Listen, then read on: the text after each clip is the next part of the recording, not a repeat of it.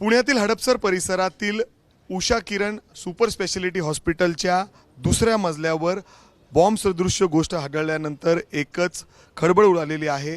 आता मी त्याच हॉस्पिटलच्या बाहेर आहे। जर आपण बघितलं तर कडेकोट पोलीस बंदोबस्त या हॉस्पिटलच्या बाहेर सध्या तैनात करण्यात आलेला आहे। BDDSची टीम काही वेळापूर्वी या ठिकाणी दाखल झालेली होती।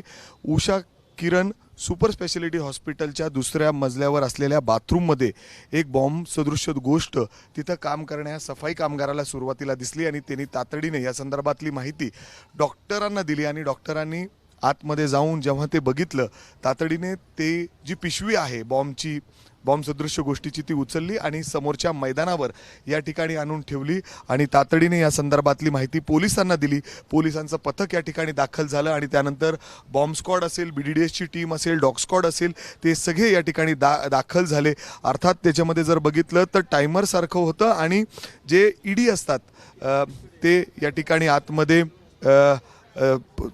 त्यामध्ये सापडलेले आहेत आणि त्यानंतर BDDSची जी टीम आहे त्यांनी जवळच एका मोठ्या मैदानावर जाऊन हे जे बॉम्ब सदृश्य गोष्ट होती त्या ठिकाणी जाऊन स्फोट केलं। अर्थात निकामी त्या ठिकाणी करण्यात आलेली आहे।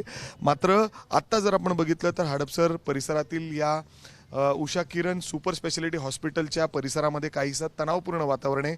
कारण अचानक या हॉस्पिटलमध्ये हे बॉम्ब नक्की कुणी ठेवलं, कुठून हे आलं? कारण या हॉस्पिटलमध्ये बरेच जे वेगवेगळे या ठिकाणी पेशंट्स आहेत ते उपचार घेत आहेत। अनेक लोक या हॉस्पिटलमध्ये ये जा करत असतात। आत्ता जर आपण बघितलं तर वरिष्ठ पोलीस अधिकाऱ्यांची टीम या ठिकाणी दाखल झालेली, स्वतः पोलीस आयुक्त यांनी देखील या ठिकाणी येऊन संपूर्ण घटनेची पाहणी केलेली आहे। नक्की हे जे बॉम्ब सदृश्य गोष्ट होती ती नक्की कुणी ठेवलेली होती, कुठून हे बॉम्ब सदृश्य गोष्ट या ठिकाणी हॉस्पिटलमध्ये आली, असे अनेक प्रश्न या ठिकाणी उपस्थित होत आहेत।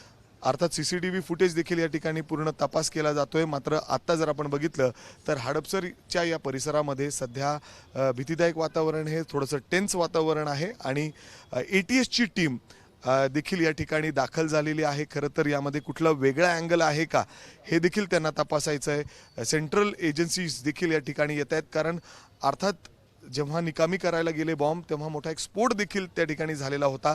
अर्थात बॉम्ब सदृश्य जी गोष्ट त्या ठिकाणी सापडलेली होती ती एक्सप्लोजिव्ह सारखी होती त्या ठिकाणी। त्यामुळेच आता हे सगळे वेगवेगळे एजन्सीज या ठिकाणी पोहोचलेले आहेत आणि पूर्ण तपास या ठिकाणी केला जातोय। अर्थात आपण बघितलं तर या हॉस्पिटलच्या बाहेर अशा पद्धतीने कडेकोट पोलीस बंदोबस्त सध्या तैनात करण्यात आलाय। कॅमेरामॅन विजय राऊतसह मी मिकी घई, ABP माझा, पुणे।